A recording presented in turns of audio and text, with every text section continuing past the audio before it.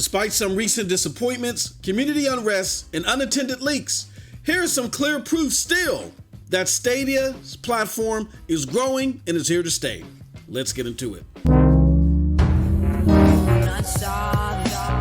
Stay sick cause I follow my gut. They say I was pushing my luck. I'ma push me a matte all black truck. I'm not sorry. I'm not sorry to be back, people. It is your boy MM2K back again with another episode of the Stadia Dosage. I'm happy to be here. I hope you're happy to hear me screaming and yelling and spitting everywhere. If you are, do me a huge favor, because I can't do it myself. I need your help. Hit that like button. Hit that subscribe button. Rock those bells for notifications, please, so you know when your boy is dropping these Stadia doses. I appreciate all of y'all straight up. Y'all know the deal, y'all know the reason, and y'all know the slogan. I am not too proud to ask. Let's get into it. All right. So, even though I've been on hiatus, and I'll explain to you towards the end of the video, so stay tuned. This might be a long one, not sure. You know I'm ad hoc. I don't have a script. I just have things that I want to cover, and it just goes into however long it's gonna go. So this might be a long one because I've been away for a while. That said, stay tuned towards the end of this video. I'm gonna go over some of the things I've been working on while I've been on hiatus. Hopefully there'll be some stuff that you guys will like.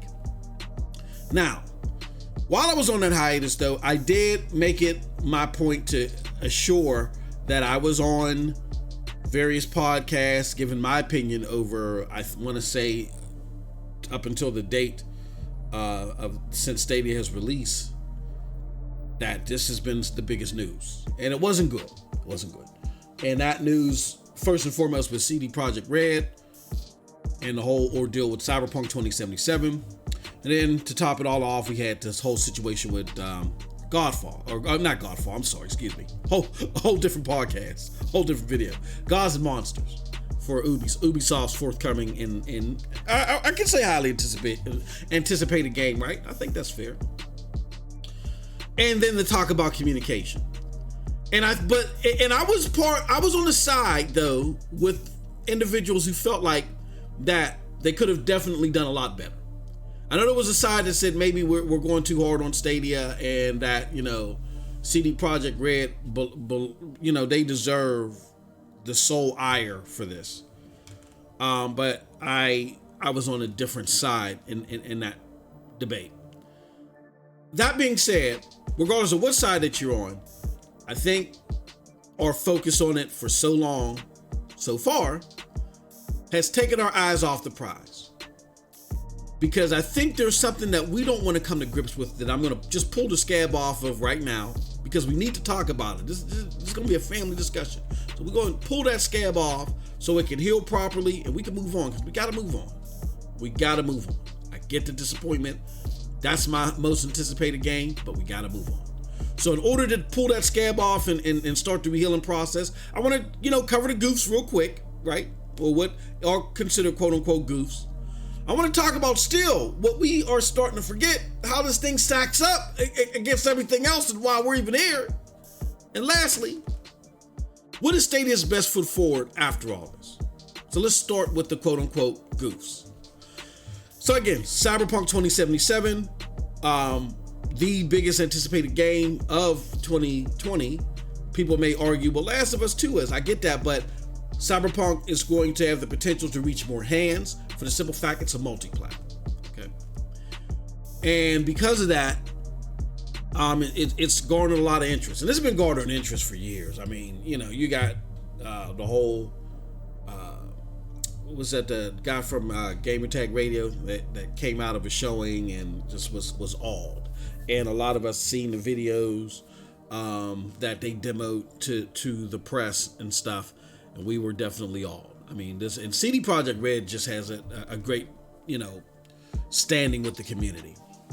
So there's no doubt that this is a game that you want to have on your platform when it's released to the world.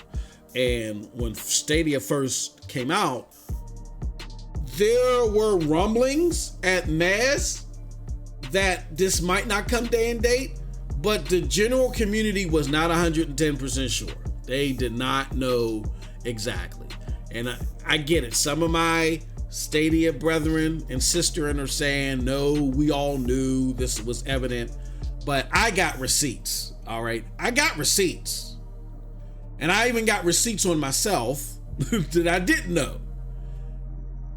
In the earlier part of the year, 2019 to be exact, episode 3 of my weekly show that I do on behalf of Stadia Dosage platform, the SSC podcast, episode 3, go look it up on YouTube, around the 19-20 minute mark. I talk about Cyberpunk 2077. I say that I feel that Stadia has to, if they want 2020 to be a big splash for the platform, if they want it to be the big deal as we were getting the feel of, if they really want this to be a top dog starting in 2020, they gotta have Cyberpunk 2077 day and date. I said that way back in 2019. And I said there were rumblings that it might not come day and date. There were rumblings of it. Now, even though that evidence might have been visible and clear, hey, maybe I'm just a dummy. But I'm not the only dummy out here. I want to say the majority of the community wasn't 100% sure what was going to happen with Cyberpunk 2077. They missed that press information, all right? And then what made matters worse is as we got further in the year and that Cyberpunk got pushed back for everybody, then there were hopes. There was hope that it might drop day and date, even further extended. Because people were saying, hold on, it might have been because it wasn't going to drop day and date. People weren't sure whether, regardless of what information was out there, they just didn't have that. They didn't come across that information. People weren't sure. And so they said, okay, now they probably did this to ensure. You know what I'm saying? Remember those rumors? They did this to ensure that Cyberpunk 2077 was released a day and date on Stadia, because Stadia bought marketing or something. People were saying that Stadia came in with a duffel bag or something like that, even though Xbox had the marketing rights. Remember that rumor? You know what I'm saying? So it wasn't clear that the community knew this and that we're just acting like a bunch of babes. That's not what happened. You know what I'm saying? Whether we should have known or not, that's a different discussion, but we didn't. And what the expectancy was that Google would have our backs whenever somebody is trying to pull the wool over our eyes for their own personal whatever, and they don't want to deal with the negative press or questions, that the people that we, invested into their platform, they would have our backs. And it didn't feel that way. And that's where the discussion derived from, where one half felt like Google didn't have our backs. The other half felt like that maybe we were over-purporting the thing. And I think both sides were very important, and we got some very robust discussions from that. Then on top of that, you had Gods and Monsters that leaked out. Now, how that worked out was people was waiting on Google's response. They said, is Google just going to stealth drop something else to further cement the fact that they're not communicating with us properly? Or are they going to address this issue? What are they going to do? And all of a sudden, this game just shows up in the library. Just shows up in the catalog, and it's free. It's called Orpheus.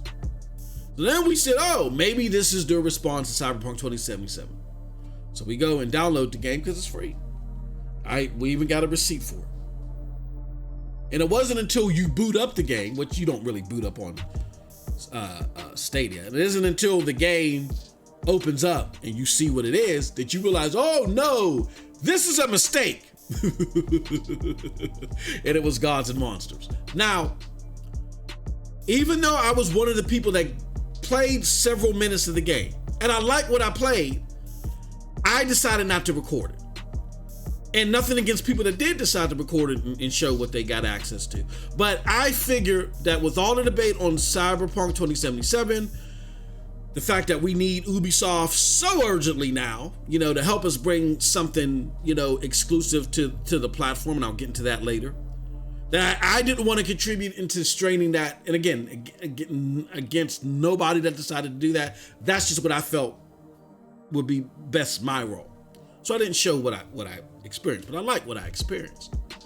That being said, the server got shut down, clearly to wipe the history of everybody getting access to that game and making sure that all the I's were dotted and T's were crossed to remove access, because Stadia updates all the time, and since it's instantaneous, they've never had to shut down the servers before.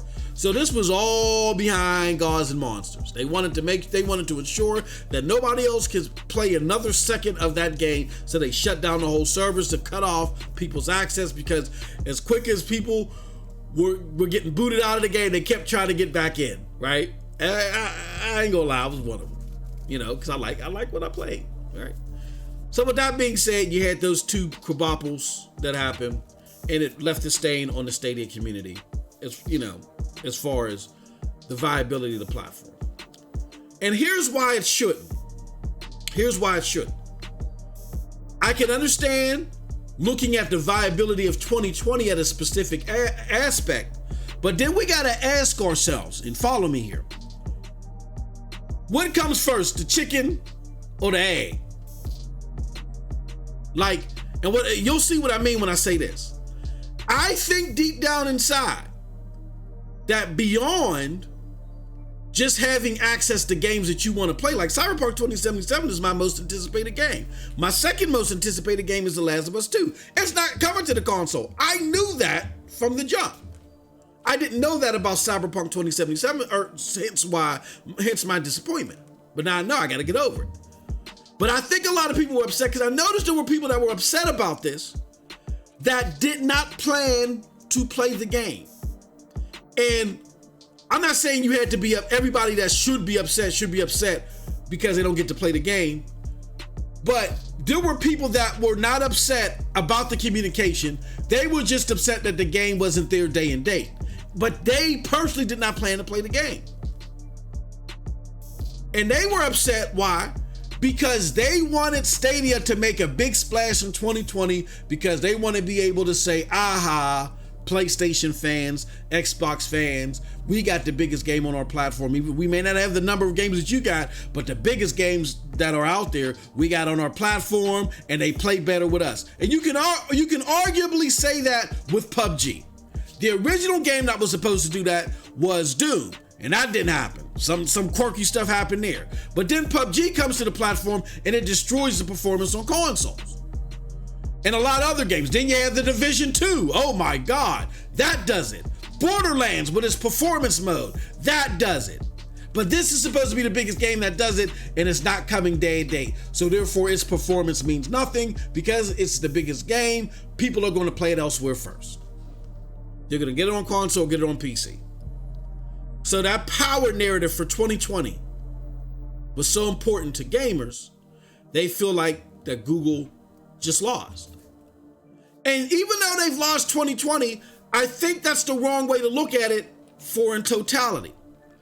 Because Google is looking to do the long game. Okay? They're not looking just at 2020. One thing that we got to recognize and realize is that Google 2020 is Google's 2020 is Google's year to collect data and enhance the platform for what? Next gen consoles with Stadia Gen 2.0. Right now, you're going to get access to the tech, to great gaming experiences because of the tech.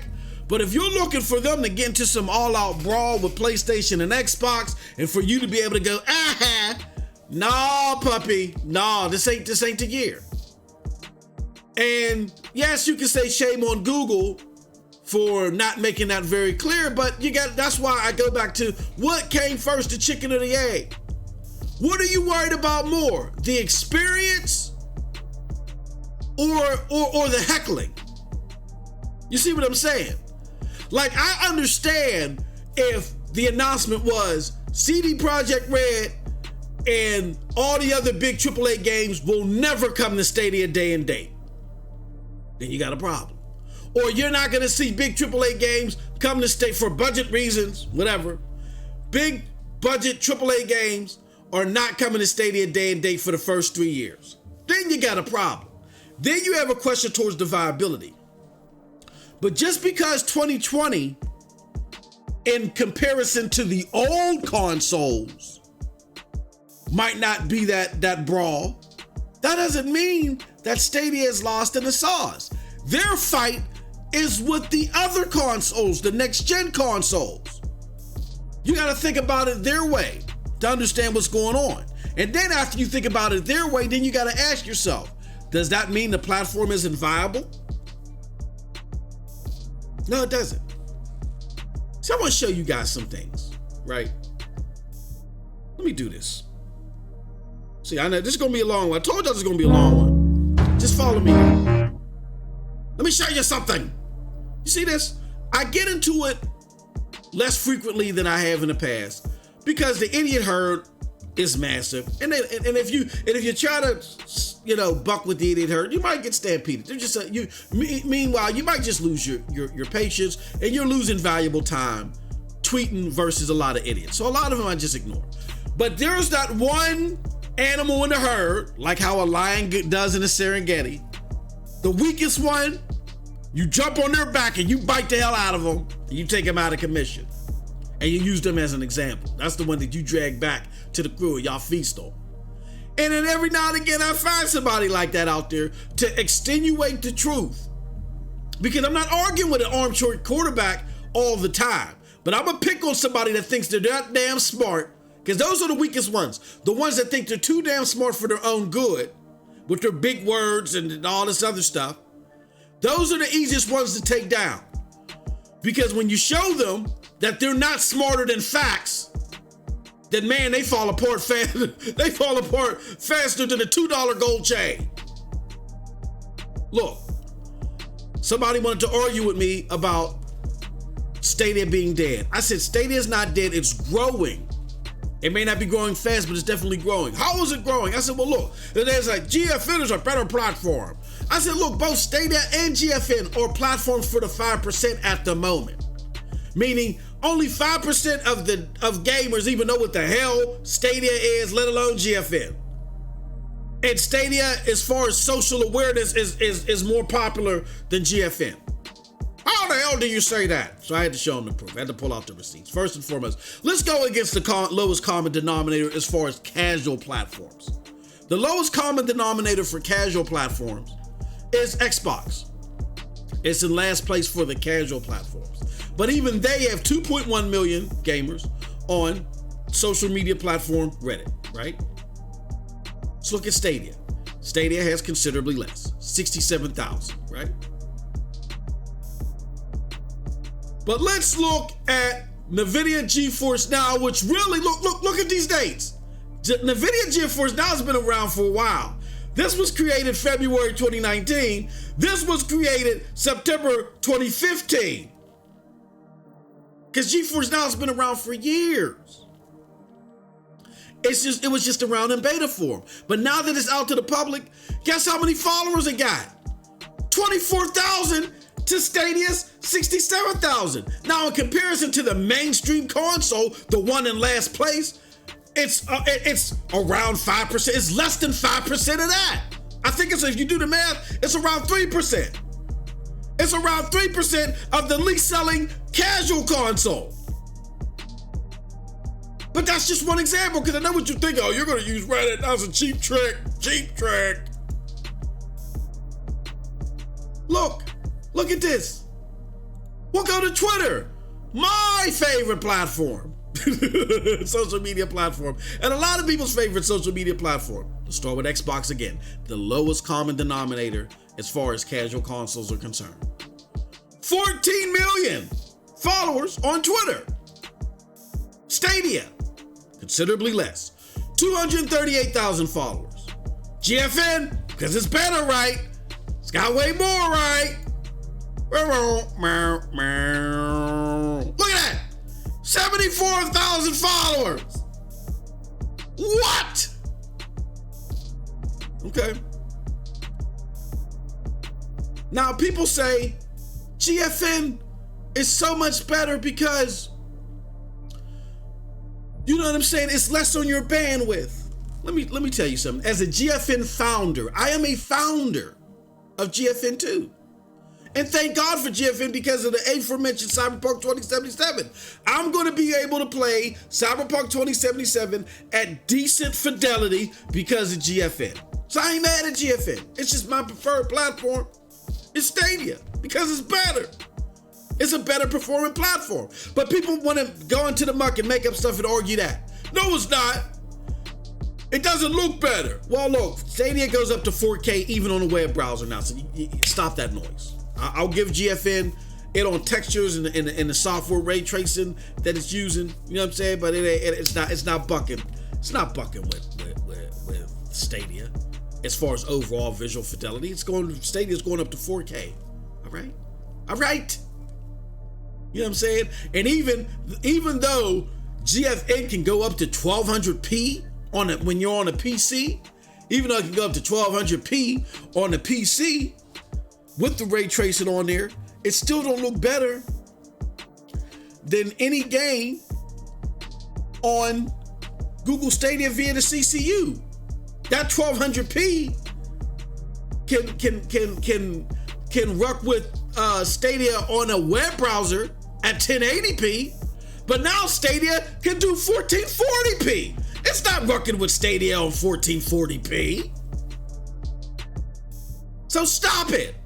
But even at that, beyond the visual fidelity, people say, look, it just uses up too much bandwidth in order to get that great fidelity. So I want to show you something. Here goes Stadia at 50 megabytes per second at 4K. That's the best. That's the most. That was at launch. Now it's around 20. I think they better utilize the megabytes per second, and it's around 20 for 4K.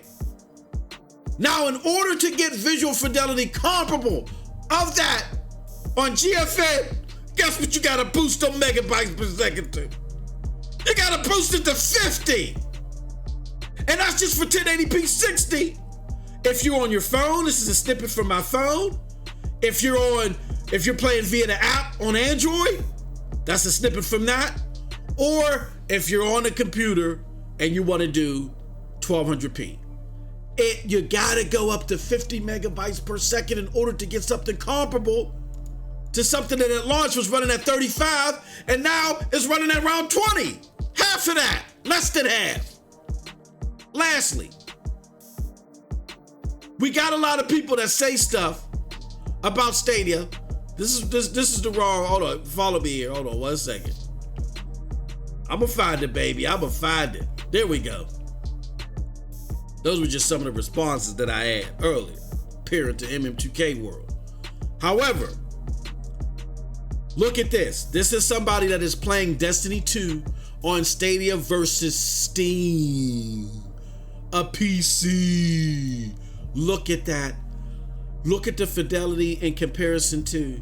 Look at the quote unquote supposed latency. Huh? Where's that? Where's the lag?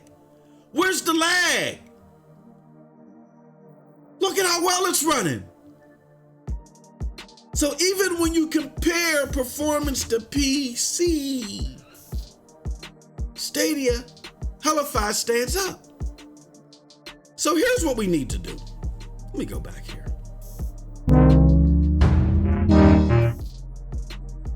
We gotta stop this silliness about wanting to be able to go in the trenches immediately with the idiot herd. The proof is in the pudding. Stadia has to get the games though. Once Stadia gets the games, then you can pull out your flags if you want to. I'm not mad at anybody that wants to do that. But right now, y'all gotta understand the platform for what it is. It is building up. It had a short window since when it was ready to when the next gen consoles could launch, and they had to put this thing out when they did, or it would have been a never was. And they're doing their damn thing, even though I will admit that the communication is abhorrent. And I think a lot of that is coming from the top brass. They don't know about gaming. Google is siloed about their approach. Stadia doesn't even have its own PR team, and they need to work on that. But Phil Harrison, Jade Raymond, Shannon Studstill, and the other talent that they adopted, they definitely know what they're doing. And they are going to make lemons into lemonade. That being said, don't get caught up in this console war mentality, okay? I get it. People, the wrong yays and the meme cast boys have made you feel angry inside because they're lying about the platform. But like I said, don't argue with them. Just put the links to the proof out here. This is all out here. Put the links to the proof out there. Just say, you're making up stuff. Goodbye. Hopefully we'll get people one by one coming. But once they put the games out there, then that'll open the floodgates. Stadia got to put them games out there. And they appear to be working on that. So, again, if you were expecting some big turnaround in 2020, I get it, I'm disappointed too about Cyberpunk 2077. But if you were expecting some big turnaround in 2020, you're not getting it. Just know that you got a platform that plays games great, that you're getting great games for, you're getting a great overall experience that they fully are invested into, and they're going to make it better. Because the way Google's looking at it is, they got until 2023 to make their big splash. And in 2023, that's when the casual gamer is going to start converting from the current gen consoles to the next gen consoles. So they're building up to that, but they had to release now and get that in order to build up to that. So I don't think they're going to wait that long to start, getting the game so they can buck with PlayStation. They got to be ready before that, PlayStation or Xbox. But I think over the next 6 to 12 months, you're going to still see the slow driblet as they pin deals and stuff like that. You might get another game or two that you wish was coming day and date that ain't coming. But so prepare yourself. But what Stadia does need to do, though, is they got to get a PR team. You know what I'm saying? Because despite whatever their efforts are, they got to, talk to us. Maybe once a month, have somebody from the Stadia community do a quick video, a quick wrap up of all of the weekly community letterheads and stuff that they send out. And then they answer some questions.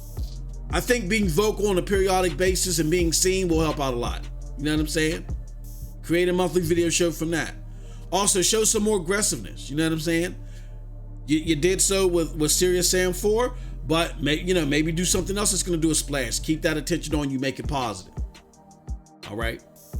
So if they do that, show some more aggressiveness, get better with PR and communication, and be a little bit more vocal, show themselves on a periodic basis. Again, take all those little weekly letters that they send out now, take the best out of it, extrapolate that, make a video out of it.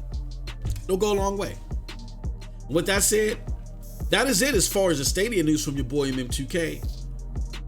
As I promised, the Stadia Dosage is going to do some reformatting. We are going to do videos 3 times a week. We're definitely doing videos Tuesdays and Saturdays with the SSC podcast coming every Thursday. On Wednesdays, I'm doing a Let's Play on the platform every Wednesday. All right? So we got Tuesdays where we're going to drop a video like this. It won't be this long. Wednesdays, we're going to do a Let's Play, and Saturdays, we're going to do videos. With the SSC podcast being on Thursday. I might throw in an extra giblet like how I did today on a Friday or something like that, but expect videos Tuesdays and Saturdays, Let's Plays on Wednesdays, SSC podcast on Thursdays. And last but not least, SSC podcast is coming to Anchor.fm and some of your favorite audio platforms. Stay tuned for that, all right?